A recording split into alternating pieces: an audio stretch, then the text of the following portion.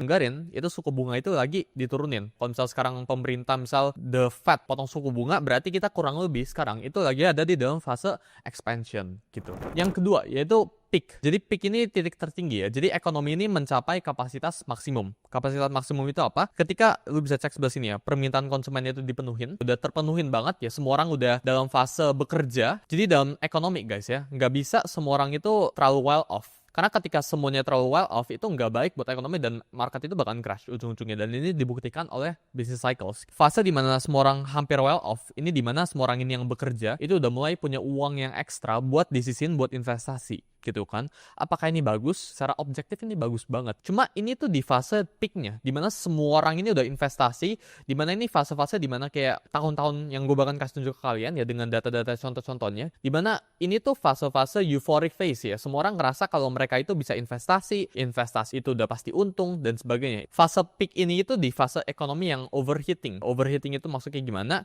Itu growth-nya itu mulai melambat, semuanya itu udah terlalu bagus. Dan dalam ekonomi, dalam dunia ini, kita selalu mencari yang namanya itu stability. Jadi nggak bisa semuanya itu di atas terus, pasti ada waktu buat turun. There's nothing new under the sun ya kita ngomongnya. Jadi nggak bisa kan terus-terusan di atas, nggak bisa terus-terusan di bawah. Jadi fase peak, ya ini fase kedua dari business cycles, itu dimana semuanya itu udah expansion, bisnis itu udah ekspansi gila-gilaan, sampai ini udah nggak bisa expand, nggak bisa bergerak atau nggak bisa grow lebih lagi gitu ya. Dan menurut gue, ya ini gue bakalan share ke kalian ya, dimana fase peak ini terjadi dan market itu setelah itu mengalami recession. Kita